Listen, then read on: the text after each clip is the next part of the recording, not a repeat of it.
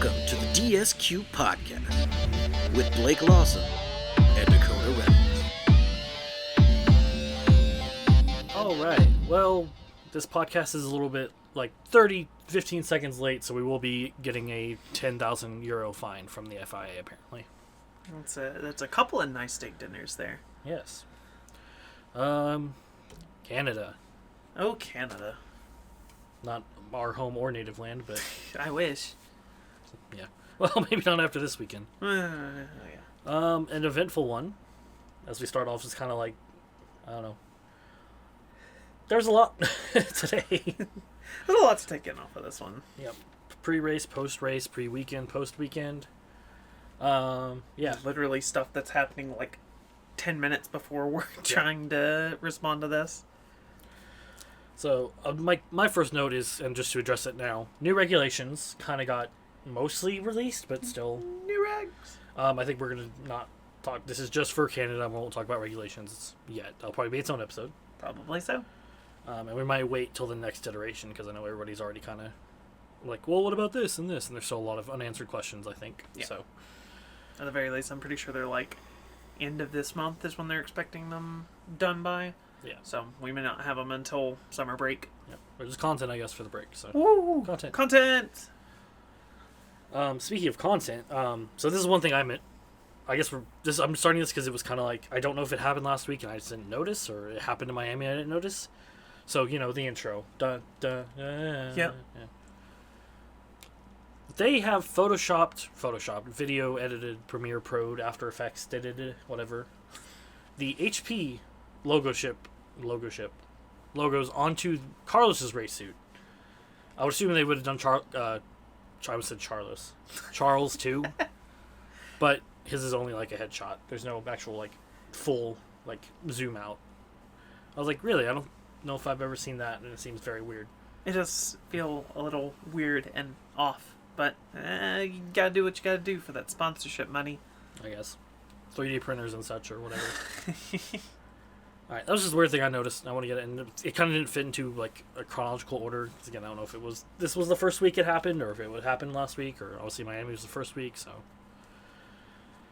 anyway, I don't even have FP1, FP2 divided up. I just have it as day one wet. I have literally just FP. That's it, and it's just the one little. I think it was FP1 to be honest with you. Yeah. And he was just like, oh, I don't even. This free practice. I was like, fuck. Practice, I guess. It's raining. I was like, we had Jack Doohan, who should be in the seat anyway, but he didn't really get to do a lot of running. Aston Martin had an FP1 driver. Do you even know that? Absolutely not. Nope. Yeah. I don't. Yeah. I was like, oh, hey, cool. Anyway, didn't even see him, didn't even know. So, good use of their 3 rookie practice session mandatory ones. It counts.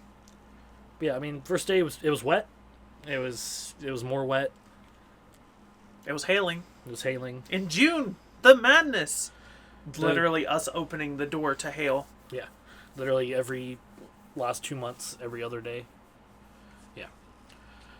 Crazy weather, I guess. I guess the biggest thing was Max's whole electrical problems. Oh god, yeah. the mini Jos Verstappen incident, except not with fuel. Yep. And then something was reported on... First place I heard it on was the F1 photographer who does behind the scenes, whose name I can't remember.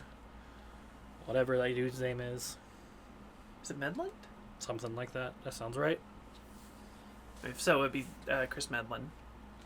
I don't know. But apparently, and they've all, since this have started pointing the other fingers at each other. Apparently during the FP1, FP2 chaos, Montreal police specifically inside the metro stations, which public transit that works. Interesting. We're telling people that the events were canceled when they definitely were not. In fact, we had that weird, oh hey, FP1 is starting, but the pit lane is closed for 20 minutes, so sessions were definitely not canceled.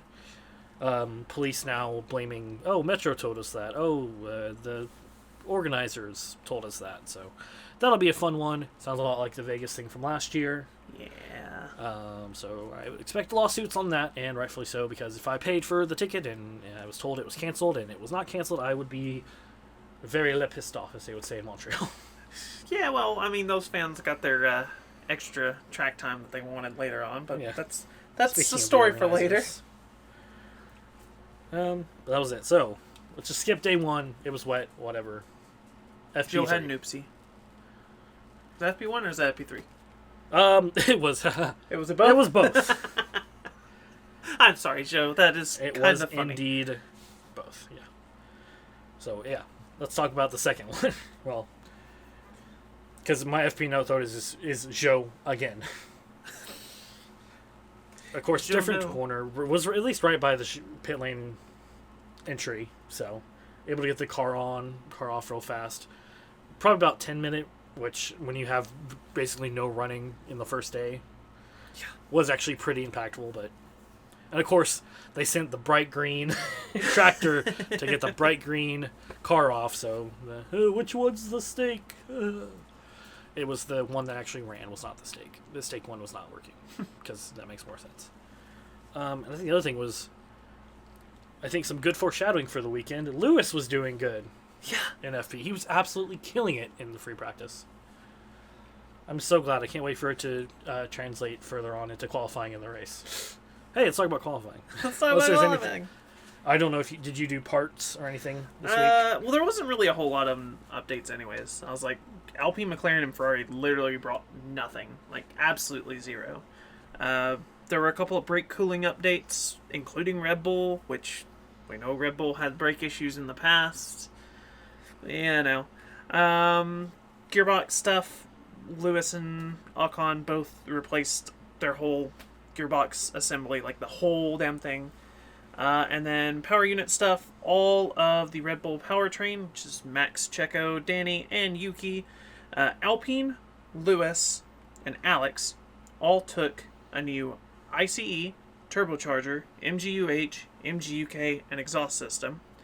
Ferrari and Oscar and Valtteri all took a new energy store, and Ferrari and Oscar took a new control electronics. That's it.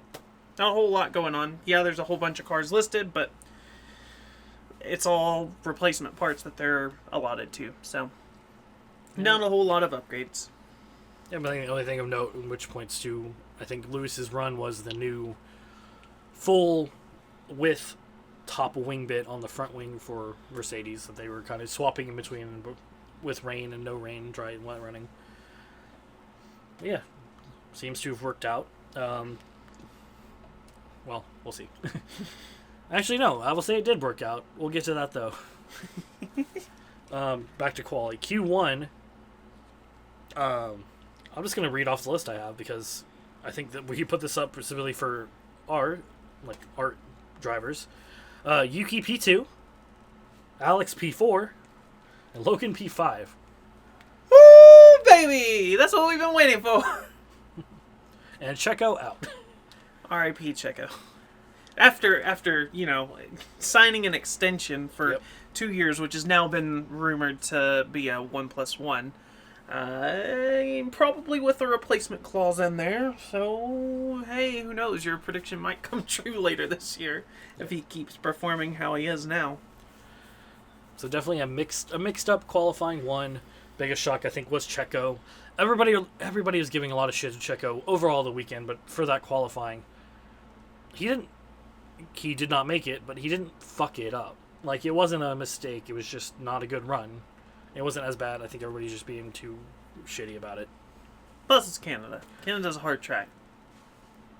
Yeah. I mean, at least to me. I was like, having time trialed it in the F1 game, I was like, it is a rough track. I hate it. Not as bad as some, but I don't particularly like it. Yeah, and then a rain and resurface. I mean, there's a million excuses, but I just think maybe a little too rough on Checo there. On to Q2, kind of started off with Max, which stewards were like, don't do that again, but okay. Just, again, everybody basically wanting to quality, and the rain was always like, it's right there, but it's not, so it's like it could start raining, like we can see the clouds, it's 2 minutes, it's 5 laps, it's 3 minutes, it's 8 laps.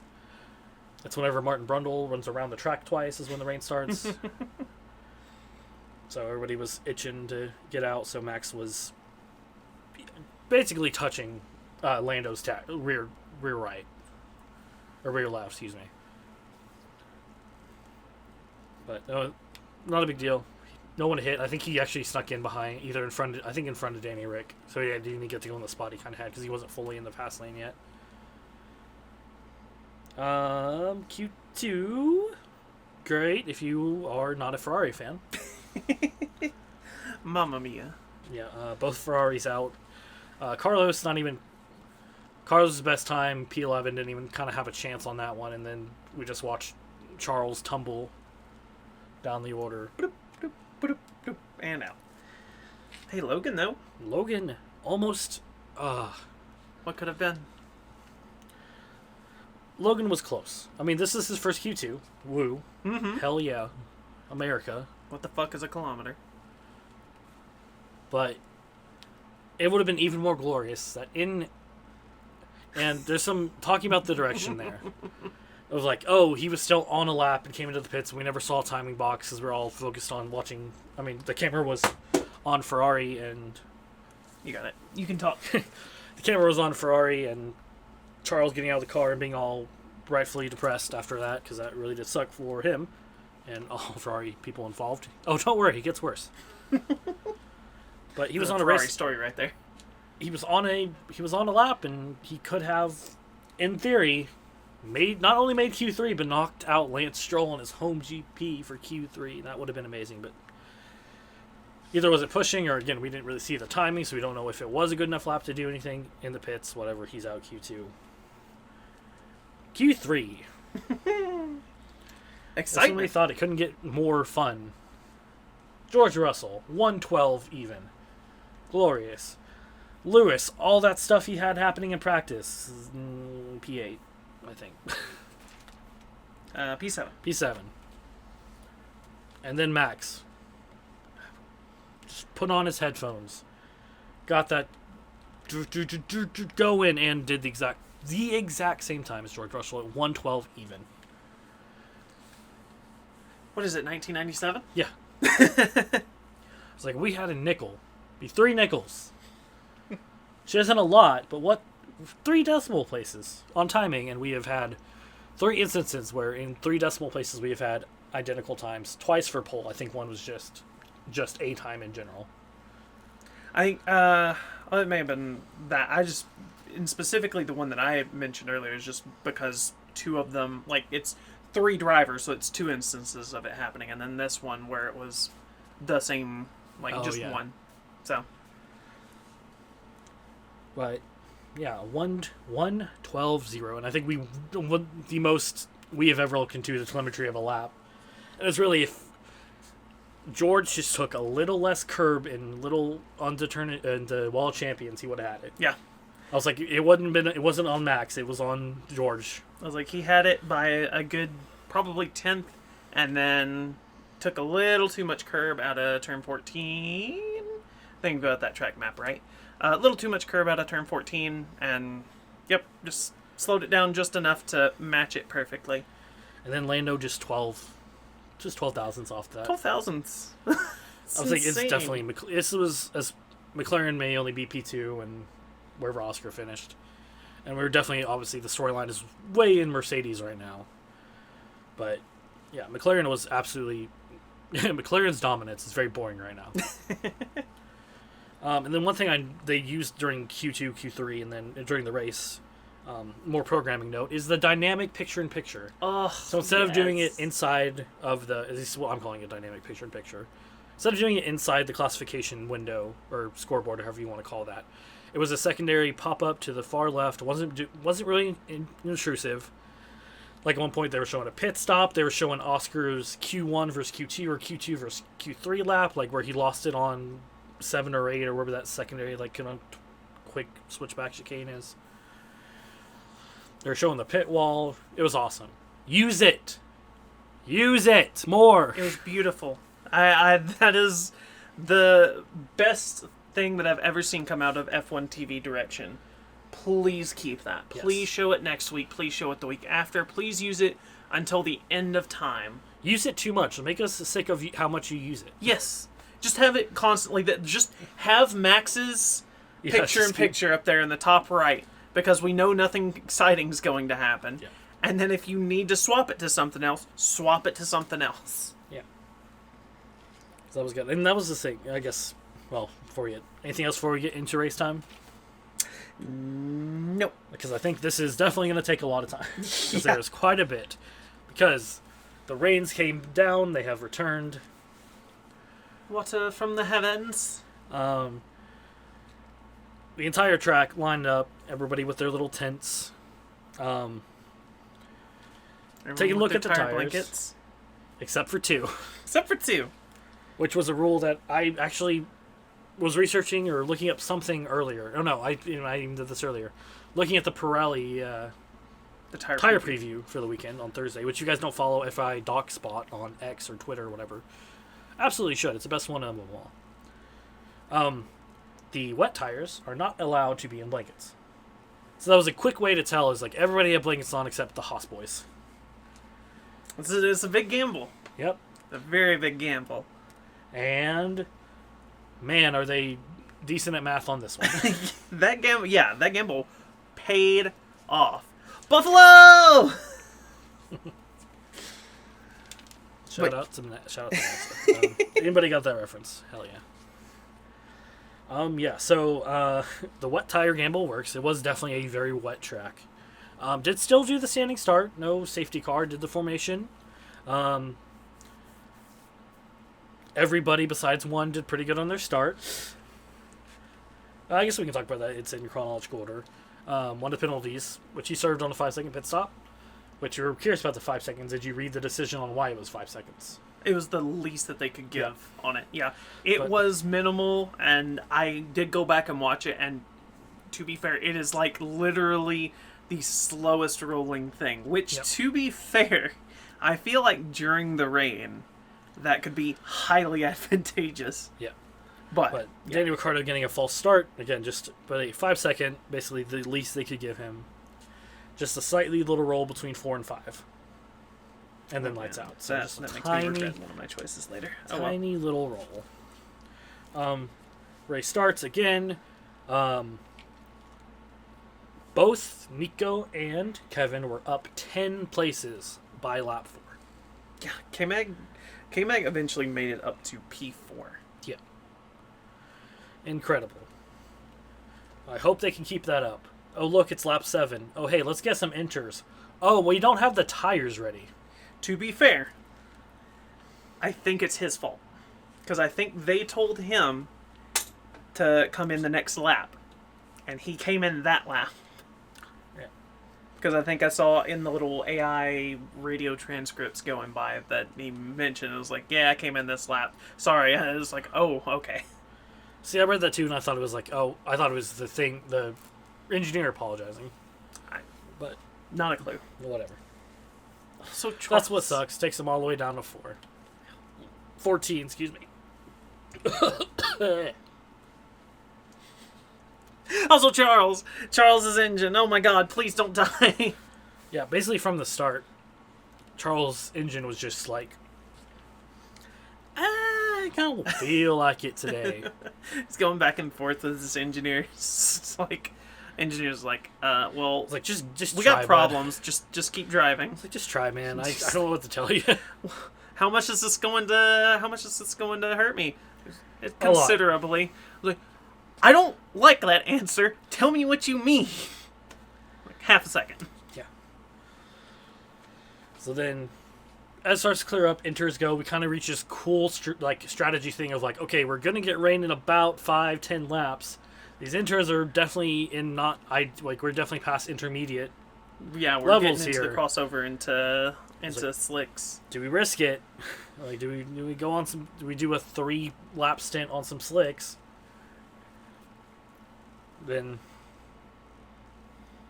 just do another quick one. Sorry, my chronological order was messed up a little bit there. I was correcting it in my head. So it's like, and then our savior Logan, but no, that was it was still before that. Next rain comes in, all pretty good, nothing too bad. And then the second Logan moment happens. There was one earlier, but he kept it out of the wall beautiful. I mean, he didn't keep it out of the wall. He just he had a... didn't, like, send it. He didn't break a wing or anything. He just lightly tapped it. Missed a breaking point or something, and just... Boop. Yep. That was his warning, and then he, unfortunately, seemed like it didn't heed the warning properly, because there's our first safety car of the race of... I was trying to think. It's under where it was in the track. I think it was turn 8. But spins it. He's done. Again, not a whole lot of damage, I think. Yeah, it was literally just the rear wing. So like, that assembly got fucked, but everything else was okay. But just in a bad spot. Full safety car. Everybody coming in doing their stuff. Get on there. Hey, good thing he didn't try to make it back to the pit lane for that. God, there's so much to talk about. But that's the first one, gives everybody, and this is what kind of sets it up. Because I believe this was the one that caught Lando out. Maybe, yeah, because I didn't write that down. I was thinking, oh, where's my stuff? No, I've got a whole text block in here for something else. So. Okay. So this is one that everybody, and of course everybody, Lando goes through, then 2, 3, 4, just in a row, all go, get their new intermediates on. For the next little small shower. It missed. We were watching. We had the radar up. It missed the main cell of that, like heavy precipitation part of that. Missed the track by 600 feet. Yeah, it was right there. It was, so they were lucky to get just the smaller amount of rain they got. But sad day for Logan. My note is just sad Logie noises. Sergeant out. Smile, or not smile. Frown face. Frown face. So, Logan gets caught, or not Logan, Lando gets caught out, kind of the reverse of Miami. Safety car picks him up, he can't get the time, so he's got to pit behind. But hey, let's go with Leclerc. Let's see what he can do on the slicks, because it's starting to get kind of dry out. Put on the hards. And then sat in the pit for 27 seconds. Well, to be fair, again, this is my, excuse every driver moment, or every team for their mistakes. Sat there for 20-something seconds because they were rebooting the car. Yes, rebooting, because the cars are like a computer. Fucking throwback reference. Short view back to the past. Basically rebooting the car, seeing if it fixed the engine. Seemed to fix the engine problem. No. I mean, it probably fixed the engine problem, but at that point, after the hards didn't pay off, and they had to go back to the other, and you're already almost a lap down, you're past the lap down. What's left? It's your girlfriend's birthday, we'll just let you off early, go out. Go celebrate with her and Leo. What's left to do but to retire the car? That's it. Alright, 2 retirements. Well, that's a bad Grand Prix. Oh well, for those guys.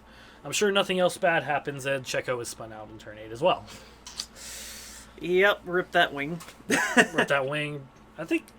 We were talking about Logan's suspension looked fine. I think his is probably bad. He'll probably need some gearbox elements. Yeah. So probably need a gearbox anyway, too. Well, that'll be Didn't fun make later it back on to the pits.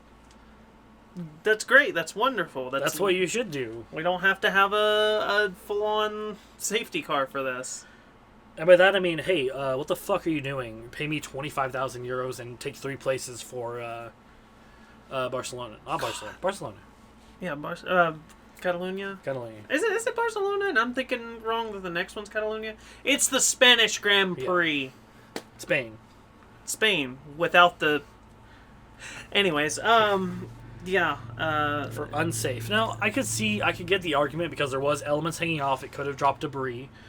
There was already a lot of debris kind of from that wreck already, kind of just thrown around that. Again, I want to say it was turn 8 and 9. But, yeah, seems a bit excessive. You didn't, as you pointed out, they didn't, show him, they didn't Magnussen meatball flag him. Yeah. Because he made it back to the pits. You guys didn't have to do your safety car bullshit. Should have been fine. FIA's eating good tonight. Mm-hmm. And then... I just realized I put them wrong. I put Sainz and Alonso. I think I put Alex. Unfortunately, not Alonso. No. Carlos has a moment. Next corner. Does a spinny do. Wrecks himself out, sort of. Not really wrecks himself out, but he spins himself out. wreck someone else out. I was like, as the Alex fan, go ahead. Alex, no. Williams, no. So At that point, both of my dreams are crushed because that takes both Ferrari and Williams out of the race. Yep. And then it was like, it took Carlos like a 5-point turn in the wet-ass grass to get there, but he eventually got there. Alex was just done. He was just stuck. Next safety car, whatever. His stuck car was disabled. But, and then they went ahead and retired Carlos, and that was another one. And I think that was it. Through with retirements. I would like to note that I put a frowny face by Sargent and Albon wrecking out, but I did not put one by Sainz wrecking out. Nor Checo, for that matter, but that's less of a concern. Checo just took himself out. There was no other involved. Yeah, Checo just... But it's not... I guess that happened later. So, I just have notes that's... I think this note was just because he passed Yuki of Esteban.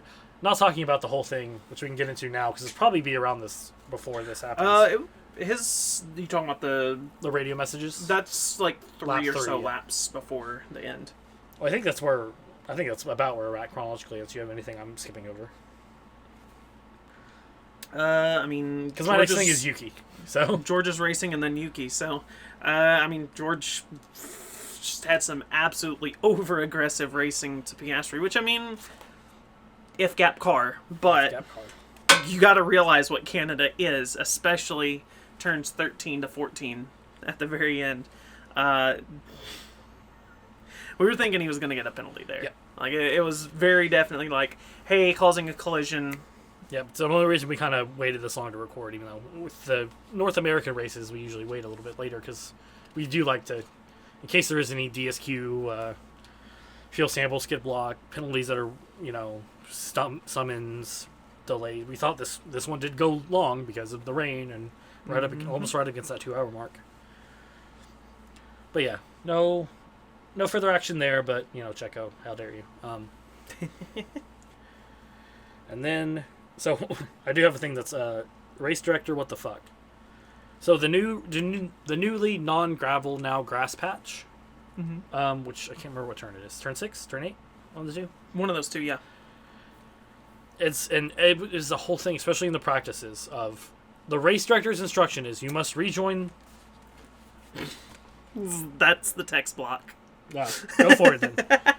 Because my thing is, it's what Yuki lost it there, and I believe he went for doing the correct instruction and it sent him way too far to the left and ruined his race worse than it could have been, and almost literally put him into a wall, getting hit by somebody. But that's the TLDR version. My little piece here. So yes, race director's instructions say that if you don't touch the orange curb on the inside of that apex, you have to go to the left of the bollard / sign, whatever. It's a little block sign with the arrows to the left that specifically tells you, hey, you're supposed to get over here. Yuki tried. Well, no, because I don't think it was there at the time. I think his was just grass and just went over it. Well, like no, I'm talking about the other one where Seb just plows through that. Oh, the other one. Oh, yes. No, you're right. Yeah, no, fair enough. He's got up close and personal with us.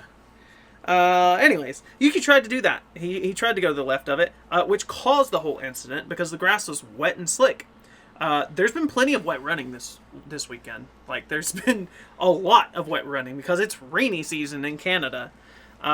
There's been plenty of time to see that this was going to be an issue, which it was, because there were cars going into that section and causing an entire splash up over the car and showing off on, like, the camera and everything, like, hey, water's going up high, they're having problems steering in this area, but one of them got a fine or warning or what, I think it was just a warning, which I think was Danny Rick, and then the other one was one of the McLarens who did touch the curb, so they're like, okay, well, you're good on that front. Even the ones that didn't do it, it was just, hey, no. Yeah. Like, there was no repercussion. And there was still no repercussion on Yuki, well, there penalty-wise. Yeah. But there was of losing his points position and almost getting sandwiched. Almost getting T-boned. definitely was an issue throughout the practice weekends and everything. But they did not adjust the rule for the possibility of wet conditions, which they figured was probably going to be an issue for this race. They were talking about rain the entire week leading up into this. Counter argument for that, I guess, from what I feel are unknowledgeable people, as an unknowledgeable person myself, is, oh, it's a skill issue. I don't know if you've watched free practice this week. You learn very quickly these tires are slick. These slick tires are slick. And they are hitting that patch of wet grass going basically at highway speeds, like 60 miles per hour, which is kilometers per hour for all of my non-American fans, but 60 miles per hour for everyone who doesn't normally know how fast an F1 car goes in that little stretch. I'd love to put you in a car with partially bald tires, send you at a patch of grass at 60 miles per hour, and ask you to make a 7-foot move to the left. Good luck. These drivers, except for like 2 or 3, and we all know who they are the peak performing drivers in the world. If they cannot safely do this, the rule needs to be adjusted. End of rant. Yep. So unfortunately, Yuki, the RB/Red Bull drivers that announced contract extensions this weekend did not have a good race. They did because of conditions. So. Wow, you can really see my rant here. Yep. I was like, the other thing is Alpine, and this was definitely something that came up after the race that we just kind of heard a transcript and finally got, or read a transcript and finally got the actual audio of it. Was if we thought the Alpine drama, which I don't think no one did think it was over, but if in case you were a little delulu there and thought the Alpine drama was over, negative. It came out that to attack Danny Rick and arguably that Danny Rick to either of them was not within a striking distance with 3 laps to go in the race. Oh yeah, very up and down the road. Team orders quote whatever of letting Gasly pass to go try to get Danny. Ocon fights it a little bit, but he's like, okay, cool, let him through. Can you give the spot back? We'll let you know. We're checking. 100% we're checking. We're checking. Turns to the team principal, Farman, or whatever his name is. Absolutely the fuck not. Yeah. And then, of course, down the line, yeah, we're not getting. Yeah, we're not switching back. Just go. It's like, yeah, cool, awesome, real great, too nice. So I would just go find the video, read the transcript if you want to. I'm not gonna try to paraphrase it more than that. It's basically just thanks guys. Gotcha. Cool. Cool. Yeah. Cool. So definitely not done at the Alpine drama yet. No. It's gonna be a long 15 races left. If he makes it 15 races, he might just decide case let Jack do it. I'll go do commentary. Which now, as we get to the end of the race, I'm not. When we do driver of the day in stars. Spoiler alert for mine. I'm not giving Ocon a star for anything. We didn't get my driver of the day vote.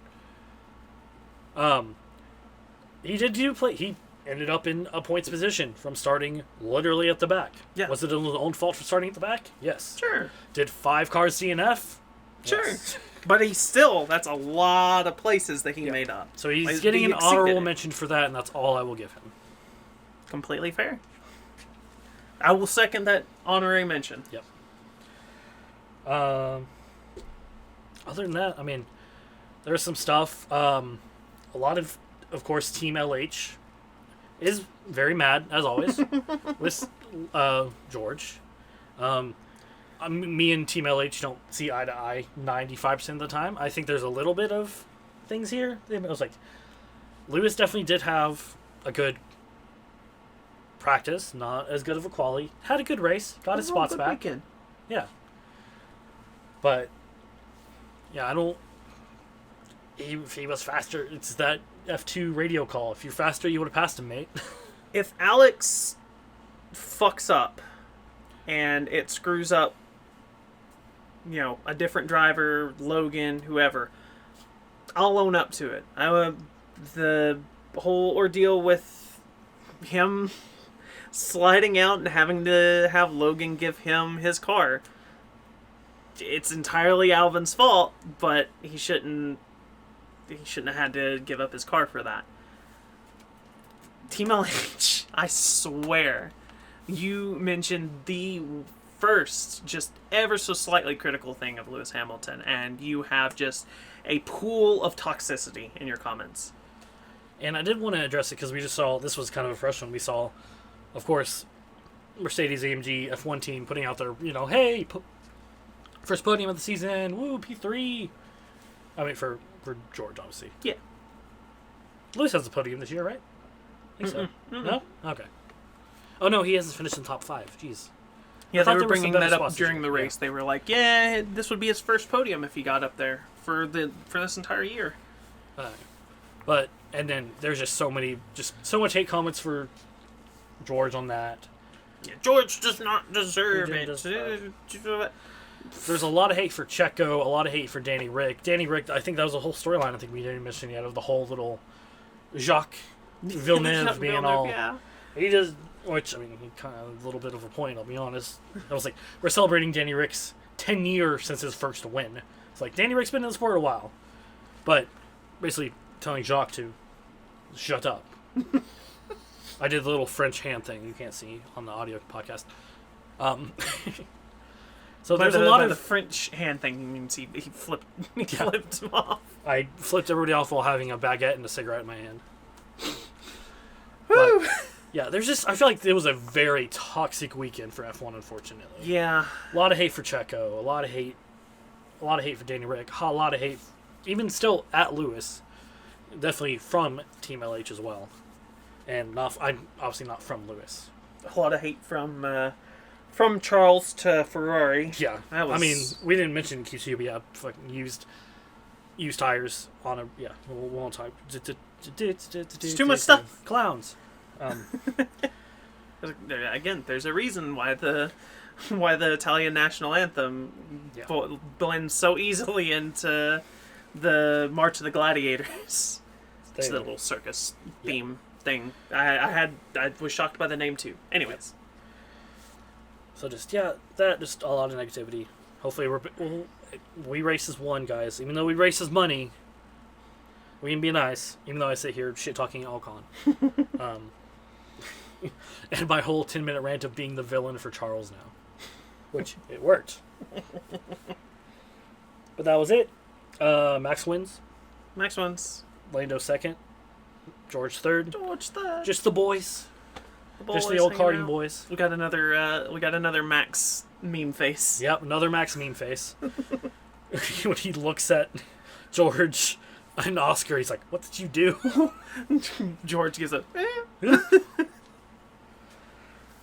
I guess let's go in order. Driver of the day vote. I did Max because he did start in second. He did gain a spot. I did as much issues as they were having. I wanted to give it to him. So Lando wins driver of the day vote. Yeah. I did Alex. I'm a little I biased. almost did Alex because he was doing a good race. And it was not his fault. Yeah, he got taken out. It was not 100% not his fault. He not took unforced avoiding error. action. It was a very much still forced got error. hit. I would say it was a forced error because it wasn't even an error. It was I have a Ferrari in my side pod. Yeah. And I am spun out now. Another thing which I saw hate for, going back to the hate thing, that's where we were originally going, was in the cooldown room when Checo fucking backs up and destroys his rear end on the wall. Lando just goes, "Seb Vettel!" And boy, people are not... And I read a lot of these in the... Matt from P1 Matt Tommy was like... It was one of his favorite moments of saying Seb Vettel, and everybody's like, "Yeah, how about you win more than one race before you go after 4-time champion?" Or stuff like that. It was like, oh my god. Y'all chill the fuck out. How about you get in an F1 drive before you start trying to defend other F1 drivers that aren't even in the sport anymore from other F1 drivers that are? I feel like Seb would have enjoyed the comment. Yeah, absolutely. He would have been laughing, clapping his hands, feet off of the floor. That was a TikTok meme that I saw was Seb Vettel trying to have both feet flat on the floor challenge. Impossible. It was like, just every time you look at him, he's got his feet up some ways. Let's get off the conversation of feet. Yeah. Grip. Well, God, we actually haven't referenced Steve Dangle in a couple episodes, so we have to, but hashtag Gripper Nation. And that's also leading to another fun rival podcast, I guess. Rival podcast means they actually have people to listen. And are an actual established podcast. And then the other thing, I think we mentioned it briefly, but we'll go and talk about penalty, other stuff, obviously. We already talked about the second one. Yuki was late to the national anthem thing, and he got fined 10... I don't know if he gets fined or if Red... I think it said that the team got fined because they failed to let him know the timing, and he made every effort possible to make it to there as quickly as possible. But yeah, €10,000 fine for not being there at the start of the national anthem or for procedure. I haven't seen exactly what that entails. Just if that gets there, I think that penalty I think we've had bad penalties, like the wet tire on a dry track thing. Kind of dumb. I understand the reason for it, but it's a practice session. It was raining. Bad. Just make it a reprimand or a warning or whatever. And then I'm not for a big one on national anthems. Like, sure, cool, but I guess procedure's procedure. But and then he got the car back. You didn't warn him to not drive the car, so giving him a 3-place, stick with the fine, sure, whatever. But the 3-place penalty is just is asinine. Yeah, I think that was it. I'm sure there was more. Oh yeah, I forgot. Everybody learned of a new racing team for a second there, we thought, with Octane Racing Group, which is the group that takes care of the Gilles Villeneuve circuit. Yeah. Circuit. Yeah, we had a little bit of a track invasion, apparently. I don't think I ever saw it on camera. I don't think I did either, unless they were referring to at the end of pit lane, but I'm pretty sure that was event personnel setting up Parc Ferme. Yeah, there was a whole bunch of guys in yellow, which I assume was, just security. That would make sense. Events around here, what is the company here? SCS, something like that? CSC. CSC, thank you. They're in yellow all the time, so that's event security, and yeah. But we actually got a decision document. It's just like, we talked about it. Well, they have to have a new plan by September for next year, and probably we're just going to see the same thing that happened in Melbourne. So, Melbourne. All right, let's get to our 3 stars of the weekend race. Woo. I feel like I always go first. You go first. Okay. Alright, I'm going to be a little bit biased again. My 3rd star is Alex Albon. Yeah, sure. He didn't finish the race. It is what it is. He was doing excellent. Excellent. He was doing excellent. He was points position, had a really good race. I didn't even write this down, but he had probably the greatest overtake of the season so far. A double overtake on Ocon and somebody else? Fantastic overtake going into the long DRS straight before turns 13, 14, and then start finish. Superb. Loved it. Would have finished in the points. Probably would have finished in the points. Coulda, woulda, shoulda. If my mom, etc. Alex Albon. Cool. I don't know if you heard on the audio me pick up my phone and quickly change mine because I realized. So my 3rd star now is Oscar. It's because he had a good race. Just good old race. Good race. Good solid weekend. Just, quiet per se. All he did was get bumped. I was like, he was summoned, but he should have. There's no reason he should have had any kind of. He would have to be summoned anyways. But I think the more egregious fact is that he had a decision document for him. Yeah. I was like, there was nothing. We decided that you got hit. That's it. But yeah, it's a good race. I think he is our next race winner. We were talking about it a little bit in the car earlier. Mm-hmm. I think he's our next race winner whose name is not Verstappen. I should say. Unless Dutch Grand Prix, he gets adopted. So. Oh no, that was like they could pull Checo out of that seat. All right, on to number 2, and this one was a little bit of a long-winded one for me, and it is another joint one that I love showing off so much. The Haas drivers and their strategists. It does sound odd for a team that qualified P14 and P17, and who both finished outside the points. Just barely, though. Just barely. Still, Like right they're out of the points. But the gamble to put them on the X-Wets at the start of the race when everyone else around them is on inters, and they can tell everyone's on inters because they're all blanketed, and everyone can tell that they're on wets, and they're thinking, ha, Haas, they don't know what they're doing. It was very bold, and it worked to perfection, and saw K-Mag getting as high as P4. We could be talking about a Kevin Magnussen podium if everything had went to plan. Now, the pit stop situation, it happened. Yes, they did both fall off for various reasons, but they had excellent positions gained, which I'll get to in the rundown and whatnot.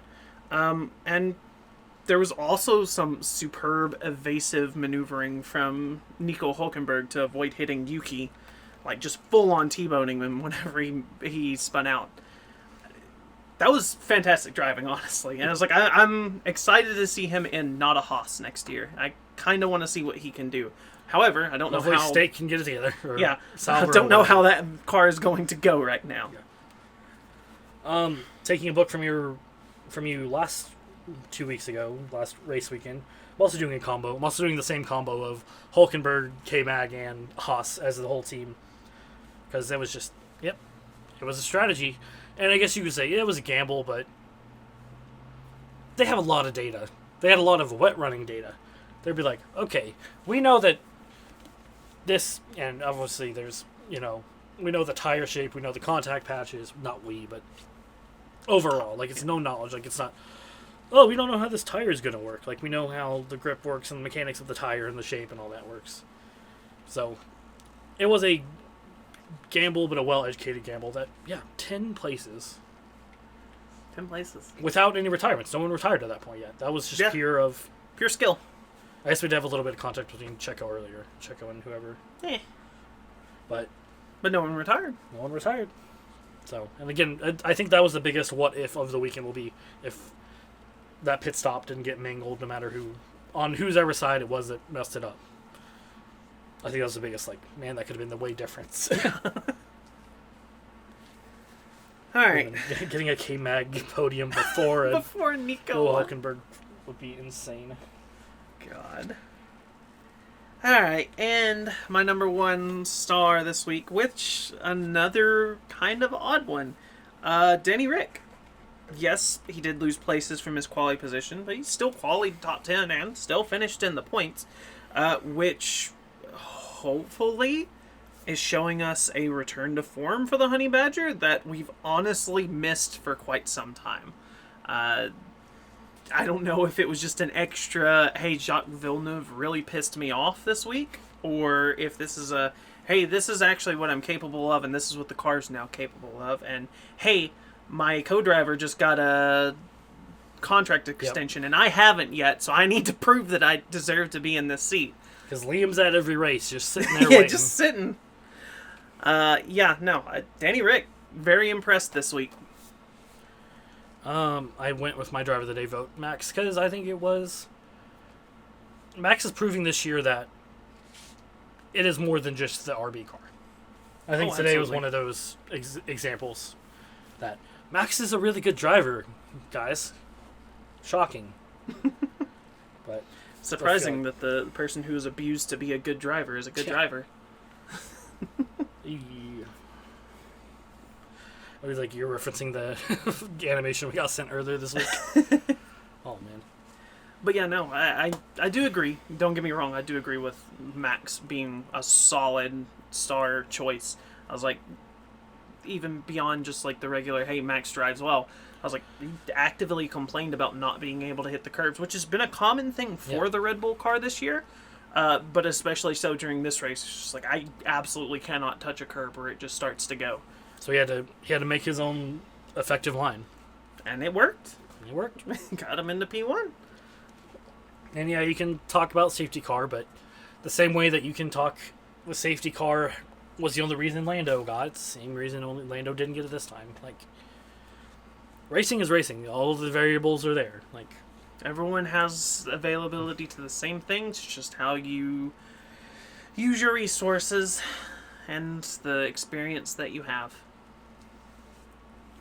That sounded like I was really depressed with that fact, but I mean, Ferrari fan, so yeah. Mamma mia. Double DNF, first Ferrari DNFs of the season. Listen, this is a double DNF for me. Okay, I'm in mourning. Yeah, no, first Ferrari DNF. Which, speaking of, for anyone interested, if I can find the page, Red Bull with 3, Ferrari with 2 just because of this race, Mercedes with 2, McLaren is the only team that doesn't have any, Aston Martin with 2, Toro Rosso with 2, Sauber with 2, Haas with 2, Alpine with 2, and Williams in the lead with 5. It sometimes hurts being a Ferrari and Williams fan. The team with the least amount of chassis has the most amount of DNFs. It's unfortunate. Why do you think they have the least amount of chassis? Because none of their team members can keep it out of the fucking wall. Yeah. Anyways. Yep. Hey, Lance, good home race, I guess. I don't know. I didn't even remember where you finished. I mean, you finished in the points. That's a segue to the rundown. It is a segue to the rundown. Alright, the rundown for the Canadian Grand Prix. We all know our favorite 3-time world champion, Max Verstappen, won the race, gained 1 position off of his start. Same with Lando Norris, P2, gained 1 position. George Russell, of course, taking the loss there and losing 2 spots. 4th place was Lewis Hamilton, gained 3 places. Even got the fastest lap as well. Yep. Got to keep that in there. So extra point for him. Oscar Piastri losing 1 spot to finish P5. Fernando Alonso staying right where he was, P6. Lance Stroll, the home crowd boy, gained 2 positions. That star is on the other side, never mind. Gained 2 positions to finish P7. Daniel Ricciardo lost 3 places to finish P8, but again, return to form for him. It's the first time that he's gotten points this year. No, I think he got an A. Oh, it's his first non-sprint points. Okay, gotcha. Yes, I remember that from the broadcast, yeah. Fair enough. He has points, but it's from the Miami sprint. Rounding out the points positions are the Alpine boys. Pierre Gasly finishing P9, gaining 6 positions, and Esteban Ocon starting from the back of the grid, except not really, but sort of, gaining 8 positions to finish in P10. Nico Hülkenberg finished P11, gaining 6 positions. Kevin Magnussen finished P12, gaining 2. Valtteri Bottas gaining 6 positions, finished in P13. Was in the points for a little bit there, and I was thinking, hey, we could finally have all teams with points. Yuki Tsunoda, unfortunately, losing 6 positions and finishing P14. Zhou Guanyu, getting the grace of 5 DNFs, finished P15, which was a 5-place gain. He was, however, a lap down, which confused me for a little bit because I thought that he was only a lap down whenever safety car came out and they're supposed to let him unlap himself, and they did let him unlap himself, but he was still a lap down. I think because he swapped tires, because then I realized, oh yeah, that's about how long ago the pit was. Anyways, yeah, lap down, Zhou Guanyu. And then on to our did not finishes. So highest finishing one is Carlos Sainz because of the spin and rear impacted Alex, which screwed up the rear wing and probably other stuff, but you know. Alex Albon after him, of course, same incident. Sainz spun, rear went into him, and car's dead. Sergio Perez spun on his own, crashed, rear wing was fucked. Charles Leclerc, power unit issues were earlier in the race, retired probably to save mileage on everything that he just got new. And finally, Logan Sargent, who spun out and crashed and killed his hopes of finishing a race. And probably of a seat next season. I think that Let's was already not talk that way. I do think it's pretty much... I'm sorry. Have a notebook. I think it's pretty set in stone at this point that they've been talking to Carlos pretty heavily, and everyone seems to think that that's where he's going next year, so... Yep. And if not, he will go everywhere else, apparently. Yeah, no kidding. All right, next week, and I did pull it up. It is Barcelona. It is Catalunya, Barcelona. It's both. It's Barcelona, Catalunya. Yep. And yeah, so we were talking about that. It's got the reprofiled last little non-chicane anymore, so hopefully a little better. Track record is Max Verstappen, so go ahead and get your bets in for who's going to win this in 2 weeks' time. I always forget looking at it, but it's the cat. It's the cap. It's the cat. It's the cap, or it's the angry little like poorly drawn poly cat. Well, that's what I'm saying. It's the cat. Oh, cat. I thought you were saying cap. No, it's the cat. I was like, it could be like a Spanish pirate hat. I could see that too. But yeah, it is. Oh, that's gotta be the thumbnail for that. Because instead of putting the track, I'll just put the cat. Yes. But yeah, that's it. I think we both just of little kind of quick mention-y things. I think we both like the Pirelli hats this week. Oh, absolutely. The That white was with the beautiful. red. I want that. Little Canada. I'm sure you can buy it for like 84 Canadian dollars. I've already spent money on Williams merch. I cannot afford to do that. I know. I've had the tab open for one of the V-Carb shirts. It's got that silver. It's like $87 or something. I'm like, oh, I don't want to spend that on a shirt. Hey, I but work what in if the they threw industry. I know how much free shirts gift? are. Yeah. But, yeah, well, I think it's a bit. Hey, Canada, good luck. I did totally blazed over it. Sorry. One last thing. AI generated trophies this year for the Canadian Grand Prix. So Yeah, what was about that? I didn't even catch that the first time through. So yeah, so the whole thing was because it is the AWS title sponsor for it. So they were AI generated via prompt trophies. And I think they did, like, when I first heard it, like, so it's like basically NFT. Now, physical trophies is designed. So that's what that little swooshy thing was. I guess they didn't look bad. I don't know. it looks like it belongs as a Grand Prix trophy. Yep. I'll say the picture I saw looked way better. Like, and I think it was just a generic one. It looked kind of like this floral kind of thing. It had this, like, ember-colored middle and, like, metal like petals. It looked really good. I was like, that looks really good. Well, shit, we can't make that in 1 week. Yeah. So, I mean, I thought it was fine. I will say I think it's talking about how Canada was like, of course, like Hungary has, and I'm going to tell you where to go listen to this whole conversation because I am paraphrasing from this. It's not original work. But like, and this is exact example they use is like Hungary has the handcrafted, hand-painted trophy that is Lando Norris's bane of existence. Of course, Australia always has the wheel, and like places have culturally significant. Monaco has Monaco. Yeah, like culturally significant trophies and stuff. It's like Canada's like, yeah, you get the robot-y one, like nothing like. Montreal, because Montreal has no heritage or anything, apparently. So, here we go talking about Steve Dangle podcasting again on the show. But they talked, this is how I learned about the AI trophies. They talked about it on, I think it's their VIP episode, so unfortunately it's paywalled, but you should do that anyway. But it's like, it's $4.99 on YouTube. I mean, just go listen to it. I'm sure there's a clip of it. But yeah, unfortunately it's the VIP content because it's not hockey related, so it's their other things. But yeah, they were talking about it's like, exactly that. It's like, yeah, it was like we could have done something cool, like a moose or a groundhog. Or maple leaf. As a joke, but no, can't do maple leaf. That'd be if it's in Toronto. No. Careful, almost got us shot. Absolutely not. The only people that hate Toronto more than Toronto and Edmonton and Ottawa and Calgary is Montreal. God, everybody hates maple leafs. Yeah, so I guess that's the features. AI design trophies. Unfortunately, I think we'll have an NFT trophy at some point, and I hope they just laugh it off as a joke. I hope I hope Lando wins it and just frisbees the digital frame they give it to him on, and just frisbees it out to the crowd. Yeah. But sorry, that was last little tangent.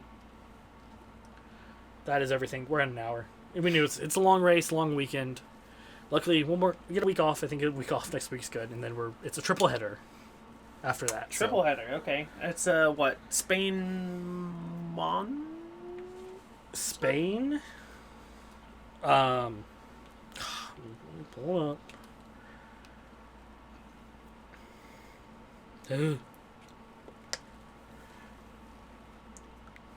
Yeah, Spain, Austria, Very fast. and Silverstone. So we're going into Fun. Well, we're going into Spain and then two pretty prestigious ones. So Fun. Sorry, Spain. I didn't mean to put you in, Spain without the S. It's fine. You guys get Madrid Street Circuit in 2 years. What a joke. We're Americans. We can say we're getting the Chicago Bay Grand Prix. And What an extra joke. God. Make it somewhere nice. Give him like Watkins Glen or some shit. Or not even just... Or what do we want? Turkey? Give 'em the Let's go Ponca back City. to the Ponca City GP. There's your history lesson, listeners. Go look at the Ponca City Grand Prix. That's the closest to actually saying location-wise where we are. I'm sure we've given plenty else that's given that away, so. But, yeah, I would say F1 listening to this podcast, because of course you are. As Americans, we're good with the races. We don't want a New York. We don't want a Chicago. Like, we'll keep Vegas. Vegas was okay. Miami, I'd prefer not having it, but yeah, we'll have it. We'll keep Boston. Coda's fun. Coda's great. I love Coda. But yeah, no, let's go back to South Korea. That's my vote. Yeah. Hell yeah. All right, enough rambling. We're at over an hour. Follow the pod everywhere at DSQ Pod, and follow the crew at Medic50 and at GoLudeCody30.